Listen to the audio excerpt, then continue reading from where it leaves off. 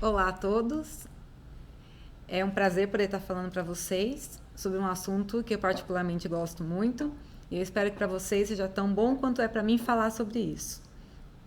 Bom, vou fazer uma apresentação rápida. Meu nome é Bianca Trama Freitas, eu sou doutoranda do Programa de Ciências Materiais na Unesp, sou mestre em Ciências pela Unifesp e sou formada em Ciências da Natureza pela USP São Paulo.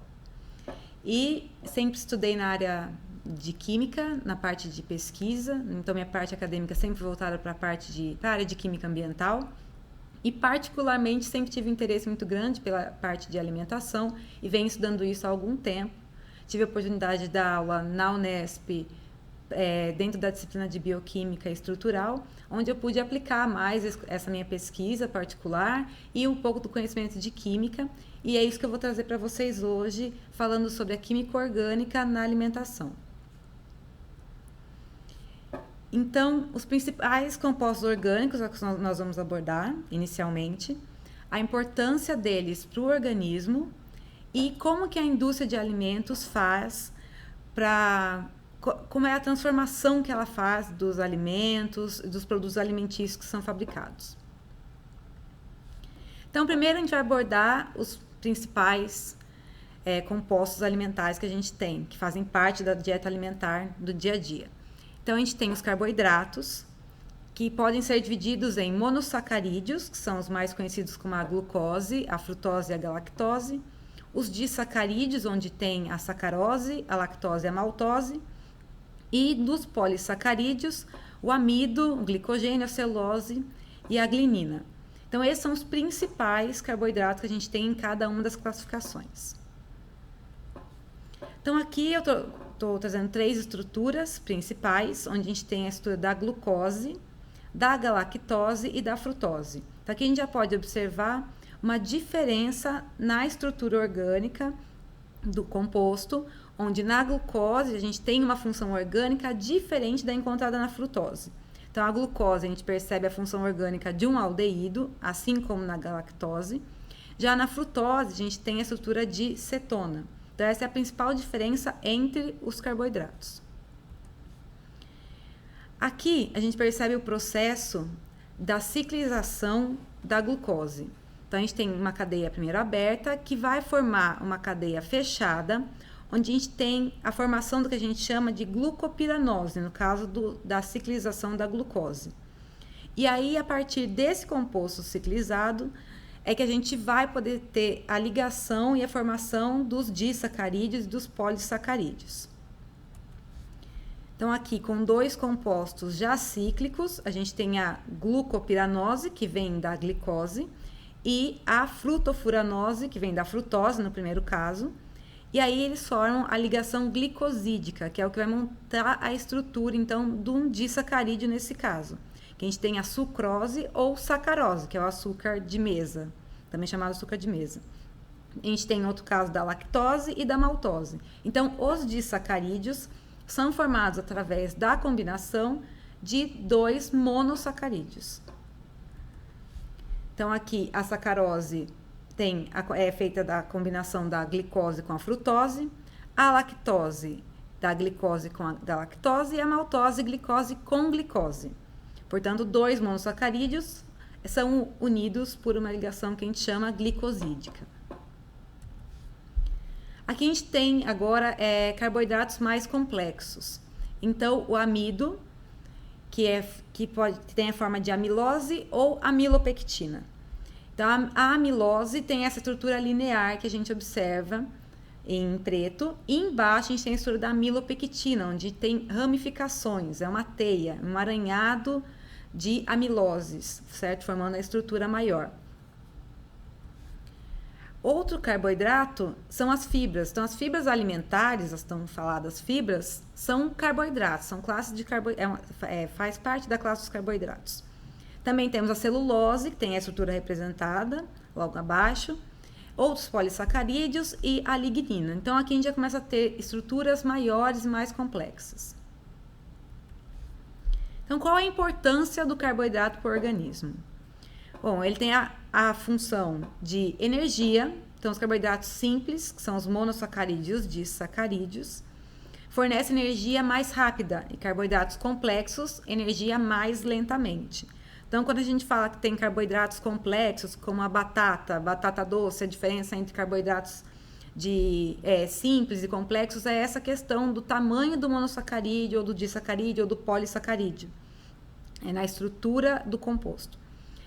Vai fazer uma reserva de glicogênio no fígado, vai ter regulação do metabolismo das proteínas, tem um efeito anticetônico, que vai controlar a produção de cetona a partir do metabolismo das gorduras, então vai impedir essa formação.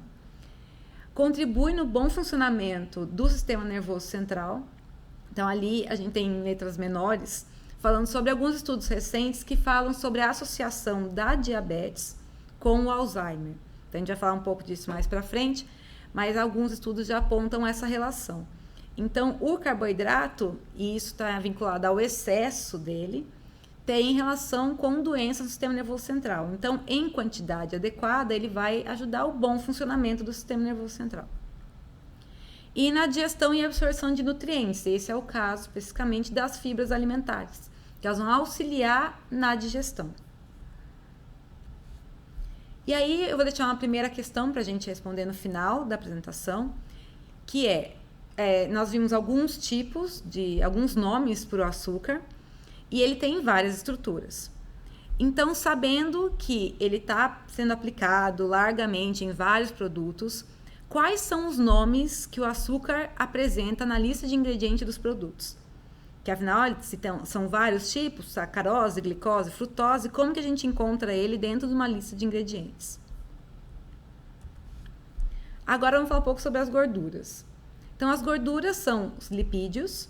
Esses lipídios podem ser saturados, que basicamente são de origem animal, tem a cadeia carbônica saturada, só formada por ligações simples.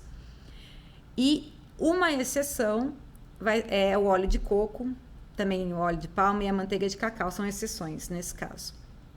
Eles podem ser monoinsaturados, então ter uma única insaturação. A maioria deles são de origem vegetal, que é o caso do azeite de oliva.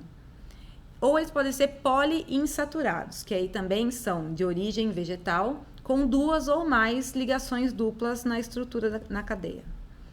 Então, aqui a gente tem a formação de um ácido graxo, são 3, né, ácidos graxos ligados com glicerol, que forma o triglicerídeo e tem a liberação de água. Embaixo a gente tem o exemplo da mais famosa reação envolvendo as gorduras, que é a saponificação, ou seja, a formação do sabão. Quando a gente tem um triglicerídeo e combina ele com uma base inorgânica, como é o caso da soda cáustica, a gente vai ter a formação do sabão e do glicerol. Então, essa reação é chamada de saponificação. Então, aqui alguns ácidos graxos saturados. O primeiro que a gente tem ali é o ácido acético e onde que eles ocorrem. Então, o ácido acético é o vinagre e ele é considerado um lipídio, por conta da estrutura química. Depois a gente tem ácido butírico, capróico, caprílico, que são encontrados na manteiga, e aí vai mudando o ponto de fusão dos compostos. Depois o cáprico, láurico, palmítico, esteárico, araquídico e ligonocérico. Então, cada um tem um ponto específico onde a gente vai encontrar em maior quantidade esses lipídios, e a gente percebe que a variação do ponto de fusão é bem grande. Alguns têm um ponto de fusão negativo, como é o ácido butírico, e outros têm ponto de fusão cerca de 75 graus. Quanto maior o ponto de fusão, mais sólida vai ser a gordura, certo? Em temperatura ambiente. Então, todos esses que têm ponto de fusão maior do que 30 graus são as gorduras sólidas em temperatura ambiente. E aqui, os principais ácidos graxos insaturados. Então, tem o ácido oleico, o linoleico, linolênico, araquidônio, e eles também têm pontos de fusão, só que nos insaturados a gente tem pontos de fusão mais baixos. Então, alguns têm ponto de fusão, como o araquidônico, de menos 50 graus Celsius. Então, os ácidos graxos insaturados, em sua maioria, vão ter a forma líquida em temperatura ambiente. E aí, uma das gorduras que é muito falada é o colesterol. O colesterol vem da membrana animal, sangue e bile. Ele é o precursor de hormônios, de vitamina D e de sais biliares. Então, o desidrocolesterol é formado na superfície da pele, a partir do colesterol que tem no organismo. E quando a gente toma o sol, por conta da ultravioleta, ele se transforma em vitamina D3. Então, é de extrema importância para o organismo, é a forma de obter a vitamina D. E aí, existem algumas pegadinhas no mercado alimentício, que é a propaganda de zero colesterol para acabar gerando uma venda maior, uma visibilidade de produto com a aparência de que ele seja mais saudável. Então, aqui a gente tem o caso de um rótulo de um leite de arroz, que tem ali embaixo, numa tarde, escrito não contém glúten, sem adição de açúcar e zero colesterol. Então, como a gente viu aqui, o colesterol ele é de origem animal. Não há possibilidade de um composto vegetal, como o caso de um leite de arroz, ter colesterol. Então, ele não ter colesterol é obrigatório. Não é que esse produto exclusivamente não tem. Então, a gente tem que saber olhar um pouco essa propaganda, que muitas vezes ela não é exatamente uma propaganda daquele produto. Todos da mesma linha vão ser iguais. Não é uma exclusividade deste produto. Então, as gorduras têm isomerias geométricas diferentes, que é o que a gente fala das gorduras cis e gorduras trans. Então, aqui alguns exemplos de estrutura que vão gerar essa isomeria geométrica. Então, é o caso do ácido oleico, o elaídico e o esteárico. Então, eles têm essa formação de gordura cis e gordura trans por conta da formação geométrica da molécula. E aí tem um processo também muito usado industrialmente, que é a hidrogenação, que forma a conhecida gordura hidrogenada. Então, esse processo, você quebra a dupla ligação, a insaturação da gordura, através da hidrogenação, adicionando hidrogênio. E isso converte óleo em gordura sólida. Então, você vai tirar a insaturação, reduzir a temperatura, aumentar a temperatura de fusão e ele vai ficar sólido em temperatura ambiente. Então, esse é o caso da margarina. Então, você faz a gordura vegetal com a hidrogenação se transformar numa gordura saturada ou com menos insaturações. Então, esse é o processo da gordura hidrogenada. E aqui a gente tem uma observação que é que o alto consumo da gordura hidrogenada, principalmente na forma trans, inclui efeitos como inibição do metabolismo de ácidos graxos essenciais e modificação na propriedade das membranas. Então, a gente vai falar agora, depois, sobre as gorduras trans também. E a importância da gordura no metabolismo, para que a gente precisa de uma certa quantidade de gordura. A gordura faz parte da obtenção de energia do organismo, é uma forma de isolamento térmico, protege os órgãos vitais, é uma capa de proteção, ajuda no impulso de transmissão nervosa. Então, pessoas que têm porcentagem muito baixa de gordura têm um problema no impulso de transmissão nervosa. É importante para a estrutura da membrana dos tecidos, para o metabolismo celular e fornece substâncias precursoras essenciais, que é o caso dos ácidos graxos e do colesterol, como eu falei, que é importante para a absorção de vitamina D, por exemplo. Então, como questão para ser respondida mais para o final, fica o que é a gordura trans, que agora também é um assunto muito falado atualmente sobre gordura trans, alimento com gordura trans, sem quantidades e tudo mais. Então, o que são as gorduras trans? No final, a gente vai responder essa questão. Além dos carboidratos e das gorduras, a gente tem as vitaminas, que elas vão atuar como coenzimas ou seus percussores. São componentes do sistema de defesa antioxidante. Tem um fator envolvido na regulação genética. Algumas vitaminas, a maioria, assim, tem algumas funções mais específicas. Por exemplo, a vitamina A na visão, a vitamina K nas reações de carboxilação, entre outras. Então, as vitaminas têm papéis específicos. São os constituintes minoritários dos alimentos. E algumas vitaminas, em excesso, podem causar toxicidade. Então, as vitaminas a gente tem que ter cuidado com a falta, mas também com o excesso. Por isso que a questão de sempre se preocupar com complexos vitamínicos, por exemplo, tem que ter cuidado, porque se você não tá com falta de uma vitamina e consome um complexo vitamínico que tem todas as vitaminas, você pode ter o excesso de alguma delas. Então, isso tem que ter muito cuidado no consumo de complexo vitamínico, porque o excesso de algumas vitaminas também causa problemas para a saúde. Daqui a gente tem a estrutura de algumas vitaminas, com a vitamina A, vitamina B1, B6, a E, B9. Então, todas as estruturas químicas delas. O que é mais importante observar é que as que estão com a cor laranja, elas são solúveis em água. E as que estão com a caixa em vermelho são solúveis em gorduras. Isso faz a diferença na absorção das vitaminas. As que são solúveis em água e as que são solúveis em gorduras. Aqui a gente tem um resumo de onde achar cada uma das vitaminas de forma maioritária e qual a função delas. Então, por exemplo, a vitamina A, que é o retinol, que auxilia na visão.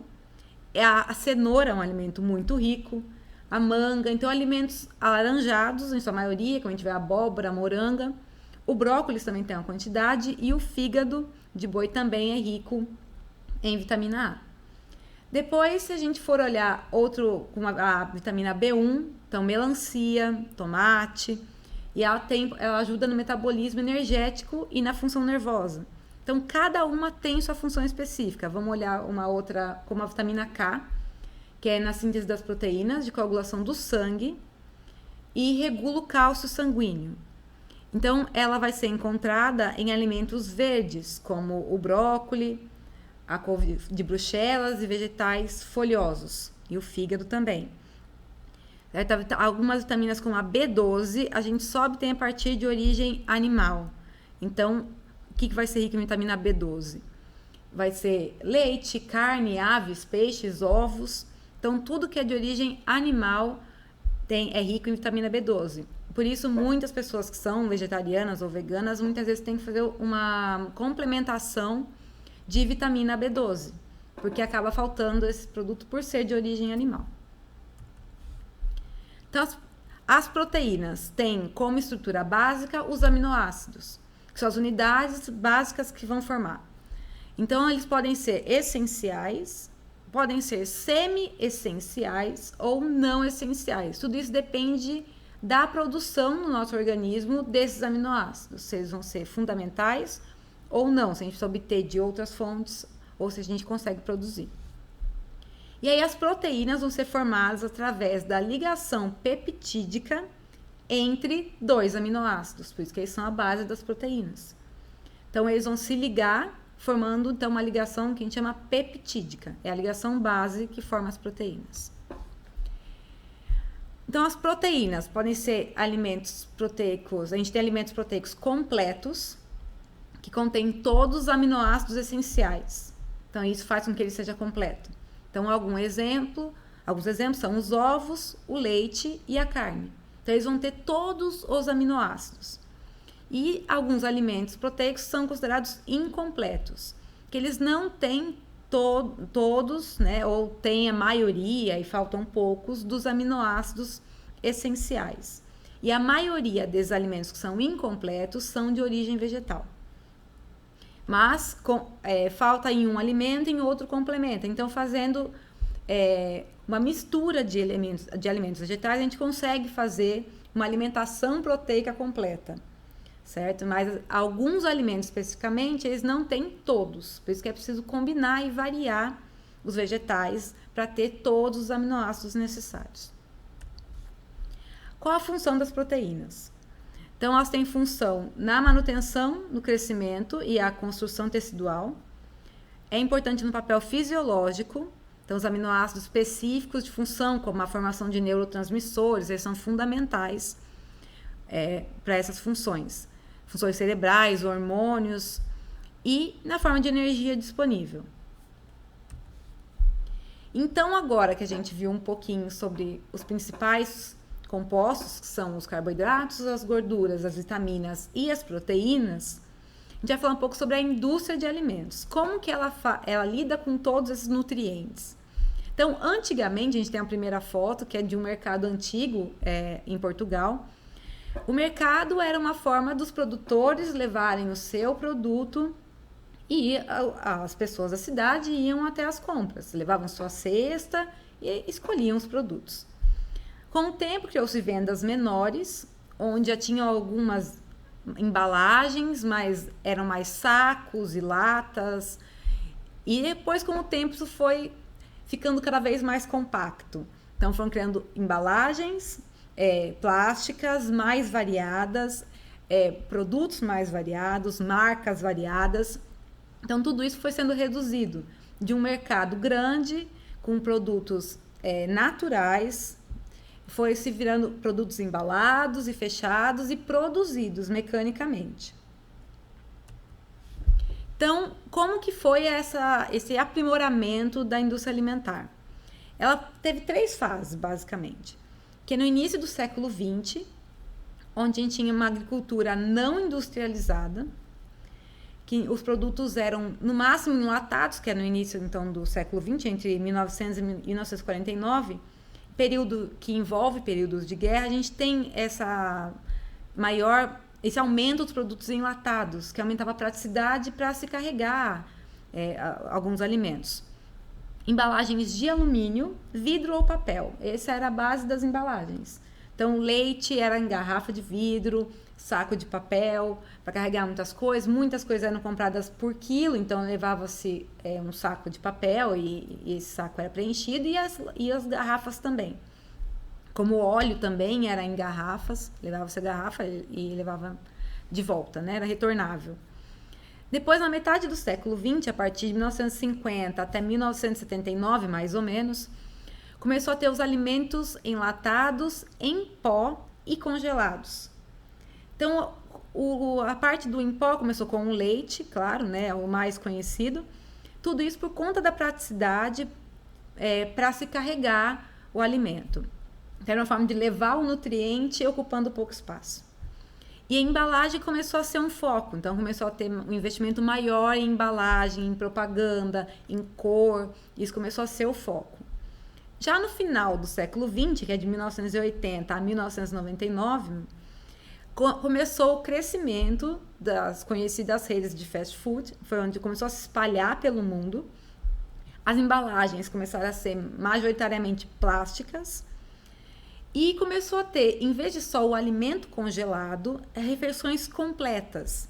E aí, por conta da necessidade de se manter o produto mais tempo, tanto na prateleira quanto congelado, começou o aumento da utilização de aditivos alimentares e a pesquisa para se descobrir cada vez mais novos aditivos que trouxessem benefícios para os produtos.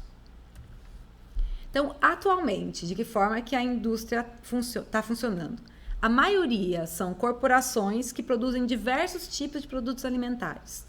Muitas vezes, se a gente for reparar na embalagem de um produto, a gente tem várias marcas, mas as marcas estão ligadas a uma única corporação, em sua maioria. Então, essa variedade, na verdade, não é uma variedade de empresas, é uma variedade só de marcas que fazem parte de uma única empresa.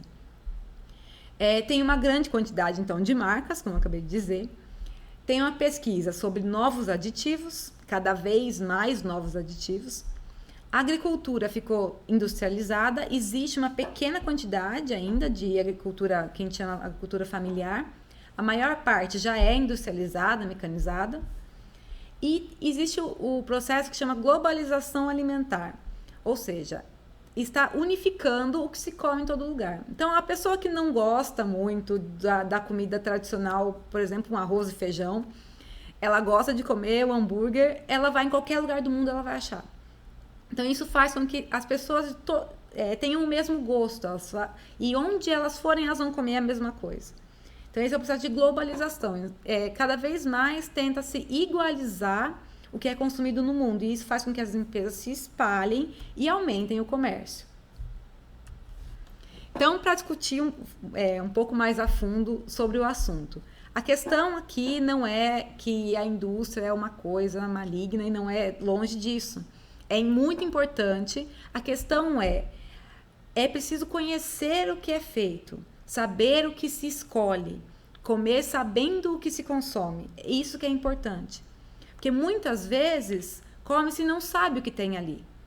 Então, o problema não é o consumo. O problema é não ter a consciência do que está sendo consumido. Isso acaba fazendo com que a indústria tenha uma liberdade maior de colocar vários compostos que daqui a algum tempo algumas pesquisas vão dizer que é prejudicial à saúde. Por quê? Porque ninguém repara no que está sendo colocado. Ninguém percebe que tem alguma coisa com nome diferente, nova ali no rótulo, se tem mais corante, se tem ou menos, ninguém percebe. Isso faz com que eles vão adicionando depois, se foi proibido, tira, muda. Então, existem alguns produtos que têm diferença em países. Por exemplo, em Portugal, a Fanta ela tem uma coloração amarela, porque o corante principal da Fanta do Brasil é proibida na Europa.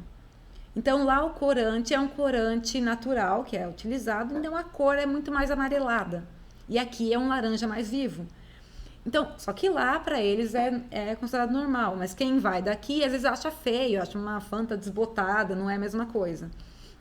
Então, isso por conta de regulação dos países.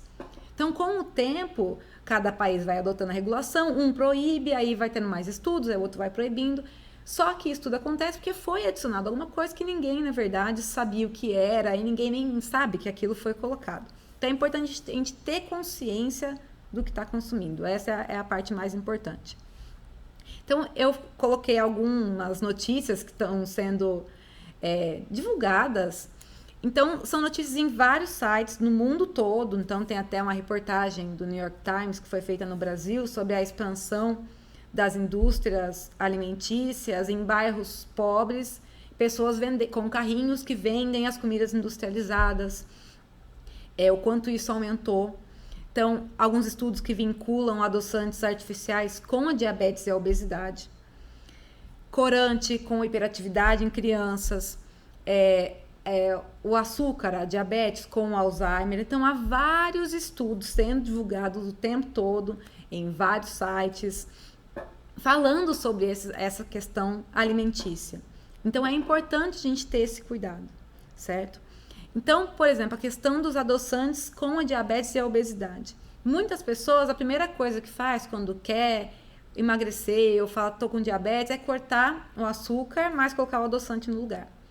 Então, o seu corpo entende o sabor do doce sendo captado, mas ele não recebe a caloria do açúcar que deveria chegar.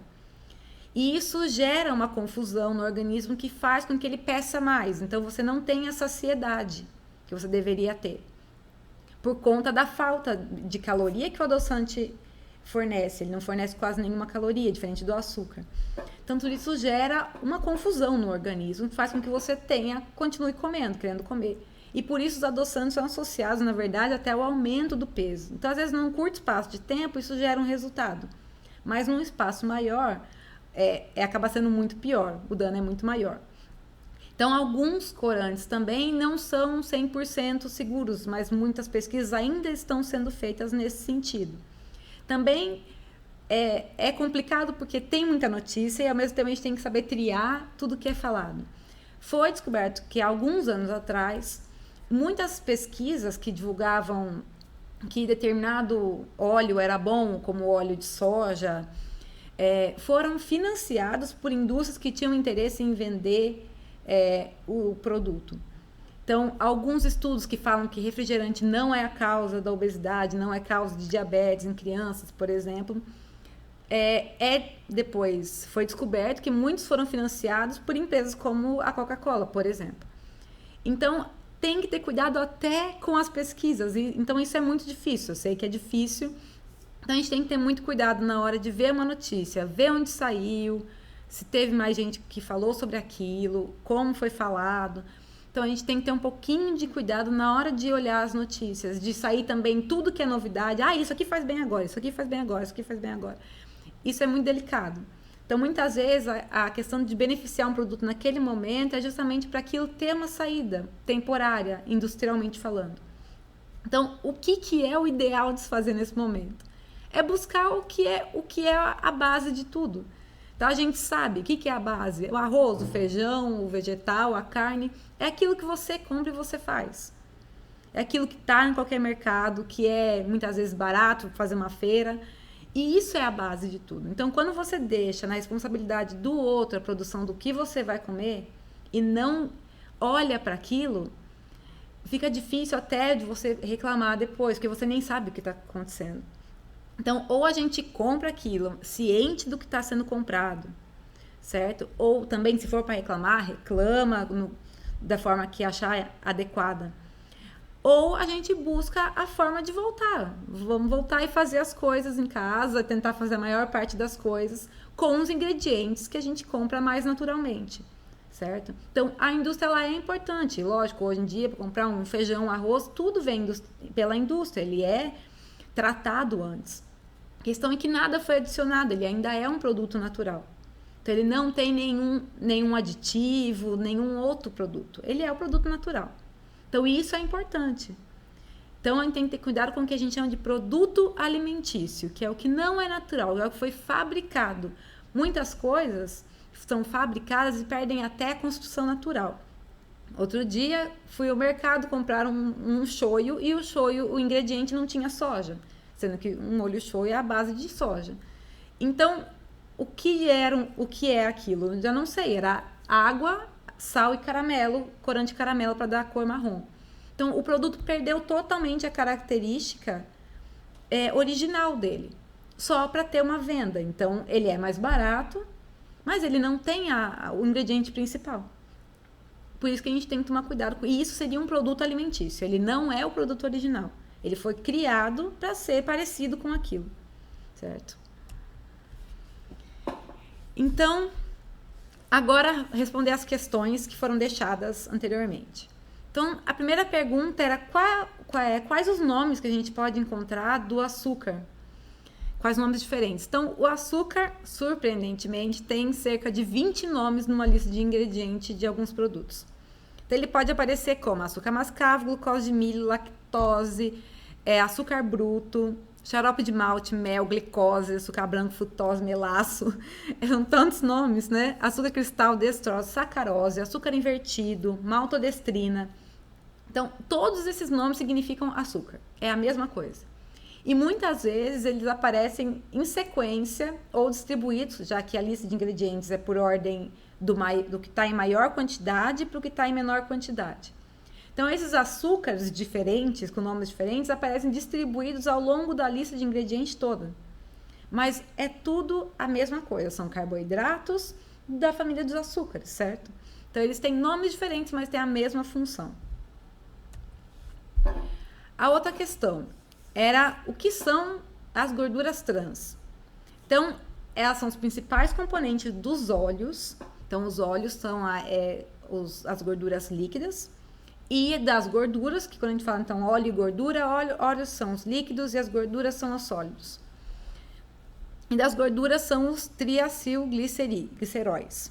São as moléculas formadas a partir do glicerol e do ácido graxo, que podem ser saturados ou insaturados. Então, durante o processo de hidrogenação parcial, então quando começa a fazer quebra de ligação, adicionar hidrogênio, ocorre a reação de isomerização, com formação de ácido graxo trans, que é a que a gente chama de gordura trans. Então, quando tem a estrutura ainda com a insaturação, a gente pode ter a isomerização, a isomeria geométrica, e formar uma quantidade de gordura trans, assim como também é formada uma quantidade de gordura cis. As duas quantidades são formadas. E a ingestão excessiva de ácido graxo trans acarreta alguns malefícios, principalmente devido à alteração no nível do colesterol no organismo. Então, não é recomendada a ingestão de alimentos contendo ácido graxo trans. Então, esse ácido graxo vem, na verdade, durante o processo de hidrogenação, que é o processo que a indústria utiliza para converter a gordura, certo? Então, o ideal é que se consuma o menos possível desse tipo de gordura. Então, agora eu vou fazer um exercício rápido aqui, que seria alguma parte do exercício eu gostaria que vocês fizessem como uma tarefa para ser discutida no encontro de sábado. Eu gostaria que vocês analisassem o rótulo dos produtos alimentícios que vocês têm em casa e apontar todos os ingredientes que são julgados como desconhecidos. Então, tudo aquilo que você olhar e não tiver a menor ideia do que é, anote o nome de cada um deles. Se tiver em código, muitos aparecem como código. Então, os aditivos alimentares, principalmente, aparecem como E08, EC09. Então, alguns têm códigos. Então, esses códigos, existe uma tabela, né? Na internet é fácil de encontrar, uma tabela que diz o que são esses códigos. Então, de vez em colocar aqueles nomes compridos, eles colocam o código de cada tipo de aditivo. Então, se vocês conseguirem obter o nome, melhor. Se não, coloca o código, que a ideia é ver quantos ingredientes diferentes a gente tem para formar um único produto. E o quanto esses ingredientes estão totalmente longe de alguma coisa que você pode obter para reproduzir. Então, muitos deles, a maioria, dificilmente você vai conseguir ter na sua cozinha para fazer a mesma coisa em casa, o mesmo tipo de produto em casa. Então, a ideia é começar a ter esse contato com essa lista de ingredientes e ver as coisas diferentes que a gente pode encontrar ali. E eu tenho 2 imagens aqui, a gente vai dar uma olhada nelas, e eu gostaria que vocês já fossem observando a quantidade de açúcar referente ao pacote completo, né? E os nomes relacionados ao açúcar na lista de ingredientes que eu vou dar. Então, só como uma observação, a OMS, que é a Organização Mundial da Saúde, recomenda a ingestão de 25 gramas de açúcar por dia. Esse açúcar é o que a gente chama de açúcar adicionado. Então, não conta o açúcar das frutas, que já é natural, certo? Aliás, o açúcar das frutas, que é a frutose, ele não gera muito problema com questão de nível de açúcar no sangue, porque quando você consome a fruta, você consome fibra junto. Essa fibra faz com que essa fibra é absorvida e a frutose, na verdade, não é absorvida a ponto de elevar o nível de açúcar no sangue. Por isso que tomar muito suco de fruta coado, por exemplo, é um pouco problemático, porque você perde a fibra e só vem o açúcar. Então, o importante da fruta, que tem muito açúcar, é consumir a fruta, porque a fibra vai fazer com que esse açúcar não cause alteração no seu organismo, certo? Então, esse açúcar é o açúcar adicionado, aquele que você põe para fazer um bolo, aquele que você adiciona no leite, adiciona no café. Então, é esse açúcar que é o indicado aqui de 25 gramas por dia. E isso não deve ultrapassar 50 gramas, certo? Isso para você manter um nível saudável para o organismo. Então, no mínimo 25 gramas, sendo no máximo 50. Então, aqui eu tenho 2 produtos, certo? Que é um produto... esses dados são todos obtidos do site dos produtos, no próprio site da Nestlé. Então, um produto que é dito como um biscoito integral, certo? Que é a base de cacau. Então, a gente tem a lista de ingredientes do produto. Tem vários ingredientes, é uma lista um pouco longa. E a gente tem a tabela de informação nutricional dele. Então, na tabela de informação nutricional, se a gente olhar na parte embaixo dos carboidratos, está escrito açúcares, e ele tem a quantidade de 7,3 gramas de açúcar. Isso é para uma porção. Então, a gente também tem que ter cuidado com a informação nutricional, porque ela é porcionada. Então, essa porção se refere a 30 gramas. Então, se você consumir só 30 gramas, você vai estar consumindo 7,3 gramas de açúcar, certo? Isso é o equivalente a 5 biscoitos. Então, esses biscoitos não são recheados. Então, são 5 biscoitos, é o equivalente a 7,3 gramas de açúcar, certo? O biscoito de baixo, que é um biscoito recheado, também tem uma lista de ingrediente extensa. E na parte de valor nutricional, de informação nutricional, a quantidade de açúcar para 30 gramas também, que é a porção padrão, no caso dos biscoitos, é de 9 gramas de açúcar. Então, o biscoito integral tem 7,3 gramas em 30 gramas de biscoito. O biscoito recheado tem 9 gramas de açúcar para as mesmas 30 gramas, que é o equivalente, nesse caso, como é um biscoito recheado, a só 3 biscoitos. Então, a quantidade de gramas é por conta da estrutura do biscoito, certo?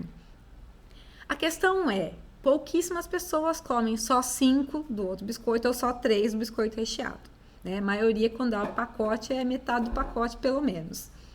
Então, a questão aqui além das listas extensas de de ingredientes com vários aditivos, com nomes de açúcar variados, né? Tem vários tipos de açúcar. Então, aqui no biscoito integral, por exemplo, a gente tem açúcar, tem, depois lá pra frente vai ter corante caramelo, o que mais? Tem cacau. Acho que esse só tem o açúcar. Esse, agora, no de baixo, a gente tem açúcar, depois tem a lista de ingredientes que é grande.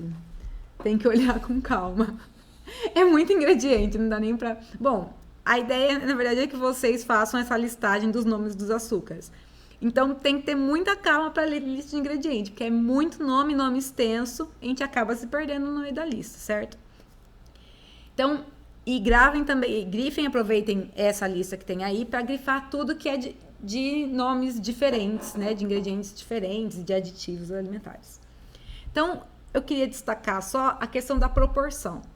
Então, a gente viu que o biscoito integral, teoricamente, olhando para a porção indicada, ele tem menos açúcar, né? Tem menos açúcar. Sódio, ele tem mais sódio, 92 miligramas de sódio para 30 gramas, e o recheado tem 60 miligramas de sódio. Então, é bem mais do que o biscoito recheado. A questão é, considerando que a gente não come só 5 biscoitos do pacote, certo? Se eu pesar o pacote como um todo, ele tem 48,6 gramas de açúcar em um pacote de biscoito integral, certo? Que teoricamente é um biscoito que vai ajudar você a emagrecer e manter o corpo muito saudável. Então, ele já passou da cota mínima, tá praticamente na cota máxima da indicação diária, né, topo no máximo ali para manter a saúde, certo? Já o biscoito recheado, o pacote todo, tem 42 gramas de açúcar. Então, ele vai ter menos açúcar no pacote como um todo, o pacote é menor. Ele vai ter menos açúcar do que um pacote inteiro de um biscoito integral. Então, muitas vezes, quando a gente vê o biscoito, não é porque o biscoito é integral, tem farinha integral, que dá para comer o pacote inteiro. Porque, às vezes, na maioria dos casos, não vai resolver o problema, certo? Então, a gente tem que ter muito cuidado com o apelo dos produtos, certo? Então, não é porque é integral, porque tem cacau, porque tem tudo isso, que dá para sair comendo o pacote todo, certo? Então, é muito importante a gente ter esse equilíbrio, essa dosagem. Mesmo porque um biscoito, nem todo mundo às vezes tem tempo, mas um biscoito, uma farinha, um pouco de manteiga e o cacau ali, você já faz o biscoito em casa. E não precisa dessa lista imensa de ingrediente, certo? E vai ter o mesmo resultado praticamente. Então, tem como reduzir, certo? Esse consumo, principalmente para quem precisa, quem tem problema de diabetes, quem tem problema com obesidade. O ideal não é ir para o lado dos produtos que tem menos gordura, que tem adoçante. Essa não seria a saída. A saída, aliás, é fazer o caminho contrário, é sair de tudo isso, certo? Então, trocar tudo por uma versão light, por uma versão integral não seria a solução. A gente tem que ter muita consciência dos produtos, do que está sendo colocado dentro do que a gente come. Principalmente quando a gente está buscando esse cuidado, certo? Então, sempre buscar a forma mais natural possível. Certo? Essa é sempre a saída. Então, outro exercício que eu queria deixar é para vocês olharem nos produtos que vocês têm, as quantidades de sódio também, que está vinculado à pressão alta, que é o consumo do sal, certo? Principalmente alguns produtos que hoje que falam que tem 30% menos sódio. Então, na verdade, não é que eles têm menos sal, eles têm um outro tipo de sal, que é o sal de potássio. Então, em vez de cloreto de sódio, que é o sal de cozinha, coloca-se cloreto de potássio, que é um outro sal. Então, troca-se um sal pelo outro e reduz a quantidade de sódio. Então, por isso tem um apelo comercial também maior de menos sódio. Mas também tem sal presente, certo? Não tem o sal de cozinha, mas tem outro sal presente na Constituição. Então, é isso que eu quero que vocês observem, tentem fazer uma listagem do que vocês têm em casa. Se não tiver produtos com muitos ingredientes, assim, esses produtos alimentícios em casa, tenta buscar, então, em sites, como eu fiz agora, que eu entrei no site da própria Nestlé e tem as informações nutricionais. Então, hoje, muitos produtos, até em sites de mercado que fazem venda online, você consegue lista de ingredientes, informação de produtos. Então, essa é a ideia, que vocês busquem esses produtos, vejam tudo que tem de ingrediente diferente, quantidades de açúcar, quantidade de sódio e tentar vincular isso com as quantidades máximas que são dirigidas para consumo. Então, assim como o açúcar, mínimo 25 gramas, máximo 50. O sal, também a Organização Mundial de Saúde tem uma quantidade indicada, que é cerca de 5 gramas de sal, de sal por dia. Então, vê se esse tipo de alimento, e principalmente o quanto você consome deles, está dentro desses limites, certo? Se a quantidade de sódio que tem num produto não vai fazer com que você passe todo esse limite, porque as porcentagens que tem na informação nutricional são baseadas, ali está escrito embaixo, em valor diário de uma dieta de 2.000 calorias, então e muitas vezes essa porcentagem não tem a ver com o limite diário indicado para a saúde, certo? Está só vinculado dentro de uma dieta. Então, é importante ver se a quantidade do quanto você usa do produto também não está sendo o problema, de ser uma quantidade muito maior que faça com que você tenha um alto consumo de açúcar ou de sódio no seu dia a dia, certo? Então, como exercício, só mais uma vez, os ingredientes diferentes que tem nos produtos alimentícios, aditivos, tudo que você não reconhece como um composto, como um ingrediente conhecido, certo? Quantidades de açúcar, alguns não tem. Alguns produtos, a quantidade de açúcar fica embutida dentro dos carboidratos. Afinal, eles são carboidratos. Tem alguns produtos, vai ser difícil achar a quantidade exata de açúcar. E aí vai estar embutido nos carboidratos. Quantidade de sódio também. E fazer o cálculo para o quanto você geralmente consome desses produtos e quais são os limites recomendados de cada um deles. Ok? Então, é isso. Eu espero que vocês tenham aproveitado, eu espero que tenha sido bom e eu espero que vocês consigam fazer as tarefas e que tenham uma discussão proveitosa sobre o assunto. Foi um grande prazer estar com vocês.